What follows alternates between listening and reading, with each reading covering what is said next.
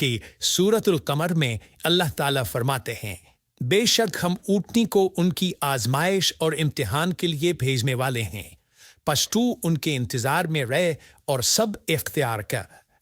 सुन्नतुल्लाह ये रही है कि अगर वो अपने पैगंबर को किसी कौम की हिदायत के लिए भेजे और कौम उसकी हिदायत पर कान न धरे तो ज़रूरी नहीं कि वो कौम हलाक कर दी जाए। लेकिन जो कौम अपने नबी से इस वादे पर निशान तलब करे कि अगर उनका मतलूबा निशान ज़ाहिर हो गया तो वो ईमान वे आएंगे और फिर निशान आ जाने के बाद वो ईमान न लाए तो उस कौम की हलाकत यकीनी है। अल्लाह ताला फिर उस कौम को मुआफ़ नहीं करते जब तक कि वो ताइब न हो जाए और अल्लाह के दीन को कबूल न करे या अज़ाब इलाही से सफ़ाई हस्ती से मिटकर दूसरों के लिए इबरत का निशान बन जाए। लेकिन इस सुन्नत से नबी करीम सल्लल्लाहु अलैहि वसल्लम की उम्मत मुस्तस्ना है, इसलिए कि आप सल्लल्लाहु अलैहि वसल्लम ने वजाहत फरमाई है, मैंने अल्लाह ताला से दुआ मांगी है कि अल्लाह ताला मेरी उम्मत में अज़ाब आम मुसल्लत न फरमाए, और अल्लाह ने मेरी दुआ कबूल फरमा ली। कुरान में अल्लाह ताला ने नबी करीम सल्लल्लाहु अलैहि वसल्लम की इस बात तो यूँ तस्दीक की है, ऐ रसूल, इस हाल में कि तू इनमें मौजूद है, अल्लाह ताला इन काफिरों पर अज़ाब मुसल्लत नहीं करेगा। और ये एक खतरनाक गलती है,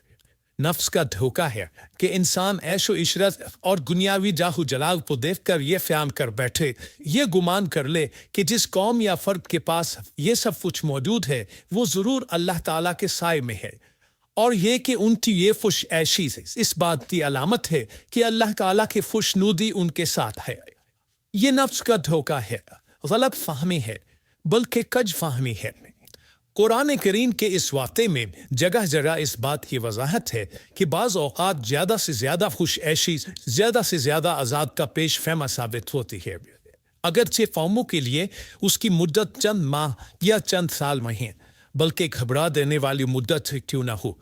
मगर हर किस्म की दुनियावी कामयाबियों और खुश ऐशियों के साथ जब जुल्म, सरकशी और गुरूर किसी कौम का मुस्तकिल शिआर बन जाए तो समझ लो उसकी तबाही और हलाकत तबक करीब आ पहुँचा।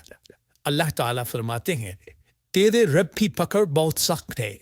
लेकिन इसके साथ ही ये बात भी है कि किसी कौम में तमाम तर खराबियों के बावजूद अगर कौम से अक्सर अफराद अल्लाह के शुक्रगुजार हों, उसके बंदों के साथ इंसाफ करने वाले और आपस में नेक नीयत और खैरख्वाही करने वाले हों, तो बिलाशुबा वो अल्लाह के यहाँ मकबूल बंदे हैं और उन्हीं को दुनिया और आखिरत की कामयाबियों की बशारत है, और उन्हीं के लिए ये दुनियावी ऐश अल्लाह की बेइंतहा नेमतों की अलामत है। इन्हीं अल्फाज पर सय्यदना सालेह अलैहिस्सलाम का किस्सा इख्तिताम को पहुँचा।